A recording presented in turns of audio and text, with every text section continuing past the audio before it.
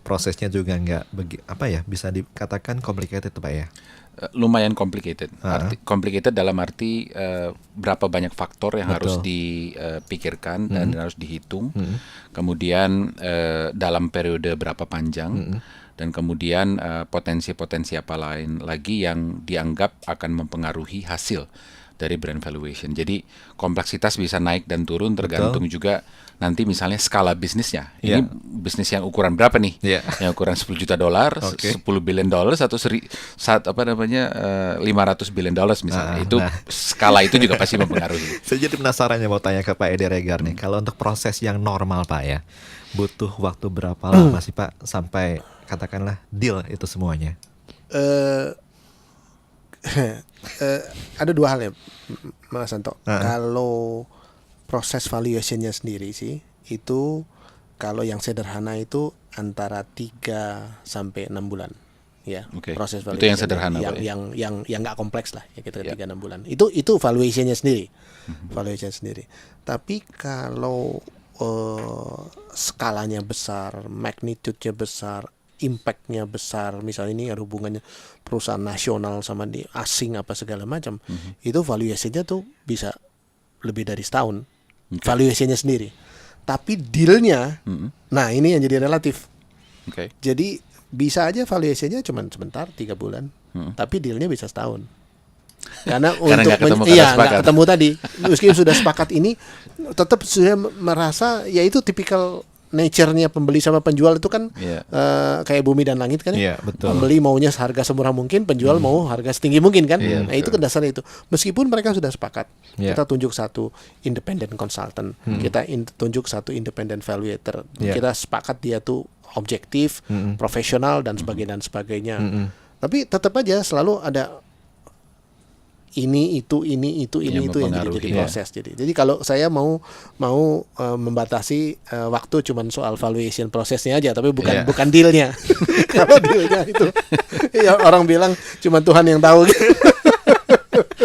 Pak, ini saya jadi penasaran dalam konteks waktu ini, Pak ya. Kan kalau tadi Pak Edi mengatakan misalnya waktunya bisa sampai setahun misalnya. Iya. Valuation Iya. saja Pak, kita Iya. tidak bicara dealnya Iya. ya. Kalau memang betul valuation itu kan Anda membutuhkan waktu begitu lama. Apakah Pak nilai yang diperhitungkan itu adalah pada titik mereka mulai menghitung atau tetap diperhitungkan sampai selesainya valuation? Jadi maksudnya begini. Jadi katakanlah mulai menghitungnya Januari 1 Pak gitu ya. Apakah yang dihitung dari titik itu ke belakang dengan segala potensi nilainya? Yang mana Pak pada between tanggal 1 itu misalnya sampai katakanlah tanggal 1 6 bulan kemudian ternyata terjadi pergolakan. Banyak perubahan. Entah secara internal dan lain-lain sebagainya. Apakah itu tetap harus diperhitungkan lagi atau hanya murni dari tanggal 1 itu yang ke belakang? Enggak, harus diperhitungkan. Oh, tetap Logikanya, termasuk iya, ya? termasuk. Oh, Karena- jadi ada dua bagian Pak ya? Iya, History sama yang saat itu berlaku karena ya? proses itu kan bisa juga sih kalau mereka bilang, oke, saya ini setahun karena banyak hal segala-segala, tapi saya punya valuation tuh based on performance dari brand maupun bisnis Sampai dari sekian. periode X tahun sampai Z tahun misalnya. Ya Oh, sudah, oke. bisa jadi begitu. Jadi itu sesuatu yang nanti Bisa disepakati, gitu oh, I semuanya see. gitu. Oke. Cuman tadi yang saya cerita sama Mas Anto tadi, kalau saya mau jawab lebih baik punya cuman masalah valuation proses, Iya. waktunya, timingnya, bukan deal proses. Deal. Dealnya bisa nggak selesai-selesai Pak. Saya ambil satu contoh. Ah, Ini terjadi di negara kita. Iya. Ketika ada satu brand besar yang di divest, ada terjadi akuisisi, itu proses akuisisinya itu menurut kabar burung ini sekali lagi ini karena masalah ini sangat secrecy Iya, Kabar tidak burung transparan, Pak, ya. itu berjalan kalau nggak salah 6 sampai 7 tahun. Iya. Oh, Deal baru proses. akhirnya selesai. Baru selesai. Wow. Dan itu konsultannya maupun valuatornya sudah ganti 2 kali. Ya, itu menarik sekali. Memang begitu banyak hal yang Iya. bisa mempengaruhi opini dari para penjual maupun pembeli, sehingga brand valuation itu walaupun mempunyai peran yang sangat penting, tapi juga menjadi sangat delicate ya. Jadi Iya. menjadi sangat sangat diperhatikan sebagai satu elemen yang kita sebut dengan make or break.